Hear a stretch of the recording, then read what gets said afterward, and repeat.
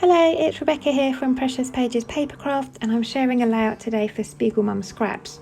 And during September, SpiegelMom are collaborating with Dotty About Flair. So there was a special combo set that went up for sale on both websites, and it includes this sequin mix here, Late Summer Thoughts, and also some flares from Dotty About Flair. Now, unfortunately, it's already sold out in the store. It won't be restocked. It's sold really quickly, unsurprisingly. So hopefully loads of you managed to bag yourself the set. You can play along with our collaboration this month.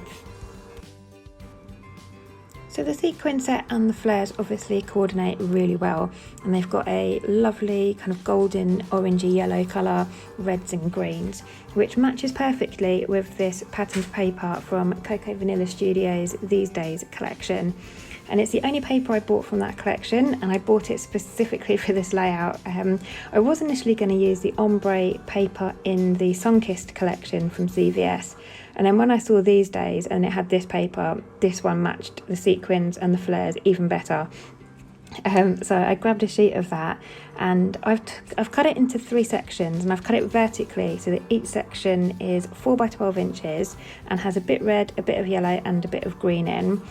And then the idea is I'm going to make a giant rosette to sit on the back of my layout. So I'm now running each piece through my scorer and scoring at every 1/4 of an inch, and I'll do that for all 3 sections, and then I will go about folding those. So I'll fold kind of mountains and valleys to kind of like that fan effect, and I'll do that for all 3 sections, and then I'm going to stick them back together to make one really long section so that I can make my rosette. But I'm going to skip through most of this for you. It's quite repetitive, and you don't need to see me doing all of this scoring, it's quite boring.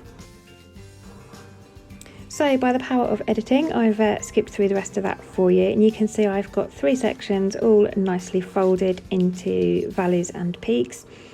And now I'm going to stick them back together. So I'm using some of the Tear It tape from SpiegelMom Scraps, and I'm just putting a thin line of tape onto a couple of the ends, and then I can get those together. So I've purposely put the green end, so green and green together, and then I've gone red and red. Obviously when they come back around to meet each other, I'm going to have red meeting green, but that's not a problem. I'm happy with that. I just didn't want loads of different colours, so if I'd sort of mixed and matched them, I would have had a rosette going red, green, yellow, and it would have just been a bit busy. So by doing it that way, I've got sort of larger sections of each colour together. So I've stuck all of those together now. I'm going to sort of fold it down, force it down on my desk like so, and I'm going to apply some glue to the back quickly before it pings back up.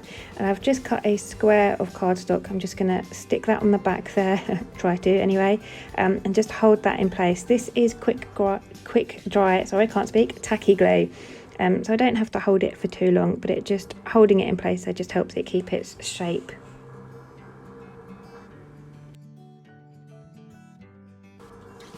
As you can see, I've now got bored of holding it, and I'll put my water bottle on top.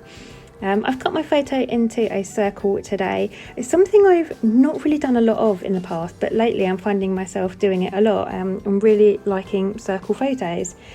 So this is a photo of my little boy with some sunflowers. We grew these from seed this year. He's really pleased with them, bless him. So when they were ready, we did trim them down so that we could bring them into the house and enjoy them whilst we were inside. But we did have a quick little photo shoot with him and them before putting them in a vase. So I've cut the photo. I've just used metal dies to cut that photo out. I'm not very good at drawing circles and cutting them. So I used my metal dies for that, and I've just backed it with some white cardstock. Obviously I've done some mixed media testing on that cardstock on the other side before. You can see all the mess on the back there. So yeah, I've just mounted it on white just to help give it a little bit of separation from those colours on the background there. And I'm trying to decide at the moment whether I want to stick it directly over the centre or have it slightly offset to the right. But in the end I go for direct in the centre. And I've added a layer of foam behind that as well, just to add a bit more dimension. Obviously that rosette in the background is offering quite a bit of dimension in itself. I've now got even more because I've raised my photo up on foam, but I do love to have lots of dimension and different textures on my page. It means I don't get as many layouts into each album because they are quite dimensional. But that's the kind of style I like. I love my layouts to have lots of dimension, so I just have to buy more albums, unfortunately. So now I've kind of got the basis of my layout done, I can move on to embellishing, and this is the fun part, isn't it? So I have pulled out the floral pack from Coco Vanilla's Sunkissed collection, and so I'm sort of mix and matching the two collections here. I've got paper from These Days and then embellishments from Sunkissed, and I'm sticking to the tones that match the sequins and flares, so kind of reds, oranges and yellows. And I've brought in some green as well for the leaves, because there are green in the sequin mix and the flares as well, and you'll see in that patterned paper as well, so I wanted some green pulled in as well. So I'm just clustering those to the left of my photo, and to be honest with you, I'm not going to do a lot more in the way of embellishing. I don't want this to be an overly busy layout. I want the colours and that rosette to really sing, so I don't want to cover a lot of it up. So I'm just going to cluster these flowers onto one side of my photo, and I'm going to nestle some of my Dotty About Flair flares in there. I'm going to sit one on top as well. You can see I obviously like those flowers. I have several packs of them. Yeah, so I'm going to put one of my flares on top of that big orange flower you see on the left there. And then I'm going to nestle a couple more in underneath those green leaves. So the one on my flower is gorgeous. It's got some lovely flowers and leaves on it. And then I've used a red one and a kind of greenish, it's not quite brown, it's a greeny brown colour. They're both got a wood grain effect on, and I love those. So I'm popping those underneath those leaves. Now normally when I use my flares, I add a square of foam behind them so that it's got a kind of contact point to stick to my layout. And I don't know what possessed me not to do that today, but I didn't. I thought I would just stick some glossy accents around the outside edge of my flares, but it wasn't enough to hold it. And I think it's because my fan is obviously not, it's not a huge surface area because that's got folds in it. Had it have been a plain piece of pattern paper, I think it probably would have worked, but because I've not got a great surface area, they didn't hold at all. So I do have to go back in a minute and add some foam underneath them. But before I do that, I'm going to add some thread twiddles. So this is a gold metallic thread, and I absolutely adore this stuff. It's the only gold thread I ever use. It makes these little thread clusters so well, because it's nice and metallic. The only downside is it doesn't like my sewing machine, and my sewing machine always ends up snapping it.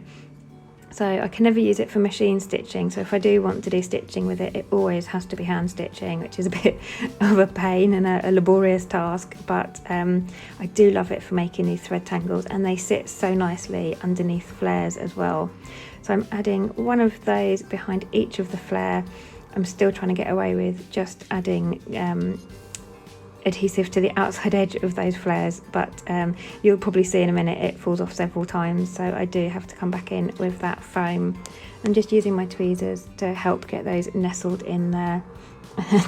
There we go, it's off again already. This is where I decide to go back to my trusty old adhesive foam and get that stuck under there.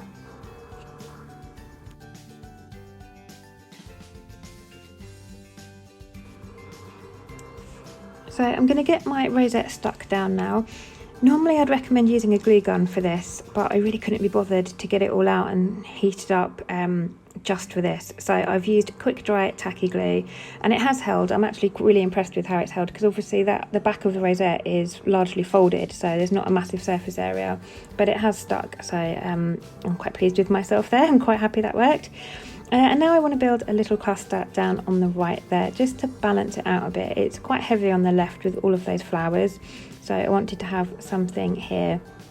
I'm not going mad, I'm just going to add 3 flowers, one of each colour, and a green leaf sprig as well, and that also helps to bring a little bit of green down to that side of the page, because both green areas of my patterned paper have kind of ended up in the top half of my rosette and none down the bottom, so that leaf sprig helps nicely to just extend the green down to the bottom of the page.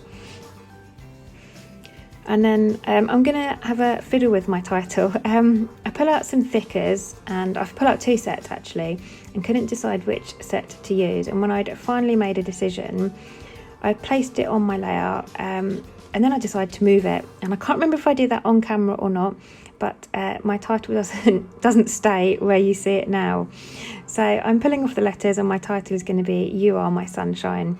I thought that works really well. Photo of my little boy and his sunflowers. So I'm trying to select the letters, I can't even remember what they're called now, the letters in the same colours, so kind of oranges, reds, pinks, greens, yellows, trying my hardest to not get too many of the same colour and to get a nice variation there. And I initially, like I say, placed my title along the bottom here, following the curve of my rosette, and it stays there for quite a while, but I just know it's not going to stick there because of those folds and the surface area. It's almost balancing on the folds, each letter. So I know deep down that that is not going to stay, which is a shame because I really do like how it looked there. You can't see it too well on camera, but in real life it does show up a lot more. But I just knew they weren't going to stick. So I do end up moving that to the top left of my rosette. But I think I do that off camera. So now onto my sequins, and this is such a pretty mix. I absolutely love this. So you've got normal yellow sequins, and you've also got yellow flower sequins. So I'm pulling both of those out along with some of the red and green, and I'm kind of doing a repeating pattern going around. So I've got a yellow, then a red, then a yellow flower, then a green, and then back to the normal yellow round sequin. And I've gone either side of that floral cluster for now as my starting point, because I wasn't sure if I wanted to go all the way around the rosette or just have these 2 lines. Because I decided to move my title, I've decided that I'm not going to go all the way around the rosette. So I'm going to have these 2 areas, and then the gap in between will have my title, with a little bit of space either side. But I just felt like having the sequins going all the way around would kind of make the layout heavier on the left hand side, because I've obviously got that large floral cluster. So I just stick to what you can see on the screen here, just those 2 areas. And I'm just going to take some time to get those stuck down with glossy accents. I love using glossy accents for sequins. It's really strong stuff, so I know that it's going to hold them and they're not going to kind of ping off when I come to file this layout away at some point in the next sort of 5 years, because I'm really bad at filing my layouts. I have piles and piles of layouts everywhere. They're in my craft room, they're upstairs in the spare bedroom. They fall over all the time and slide off each other, and it's still not enough to get me to file them away. So I really do need to dedicate some time to doing that. But for now, this one will probably just sit on top of the pile for a little bit longer. I dare say when I next make my next SpiegelMom layout goes live, it will still be sat on the pile. So it will get filed eventually, but not anytime soon. So now I decide I want a border around my page, and I have a second sheet of this patterned paper. I bought 2. Like I said, it was the only one in the whole collection I bought, and I did buy 2, thankfully. So I'm going to gut the middle of that, so I've got a section to keep for another project. Obviously I've got some of the sequins and flare left, so, and this paper works really well, so quite handy to have that middle bit left over. So I've gutted that. I've cut 1/4 inch off of all the sides of my white cardstock, and I'm now just distressing the edge to add a bit of texture. And I'm going to get that stuck down with the tear it tape to that frame that I've created. And I'll leave a link in the description box below to things like the Tear It tape in the SpiegelMom store. The link I'll put in the description box will get you an automatic discount of 15%, so that was off your entire order as well. So anything you place, you will get a 15% discount applied at checkout via that link. And I'll also leave a link in the description box to the Dotty About Flair website as well. In fact, I'm not sure they have a website, but I will leave a link to their Facebook group, because I think a lot of their ordering is done via the Facebook group. So you'll find all of those links in the description box. So I've got all my sequins in place now, I've got my flare in place, I've got my border around the edge of my frame, and I'm just going to finish off with some white splatters. And this is white gesso that I've just watered down, and I'm going to go to town adding loads and loads of splatters. And then obviously decide to move my title, so I do have to just add a few more splatters once I've moved my title, because that area was looking a bit bare. But like I said, I think I go off and do that off camera. Yes, I do. So you can see there in the close-ups that I've moved my title up to the top left there. But that is me done, and I absolutely love how this layout turned out. I don't often say that about my own layouts, but I really do love this one, and the colours in that rosette are so striking and match the sequins and the flare perfectly. So really pleased with this one. But anyway, that's me done. So thank you very much for joining me. Like I said, I'll pop some links in the description box for you if you'd like to visit the SpiegelMom store and the Dotty About Flair group. The rest of the design team will obviously be around this month sharing their versions of layouts with this kit, with both the flare and the sequin, so look out for those as well. But until next time, I shall leave you with the rest of the close-ups.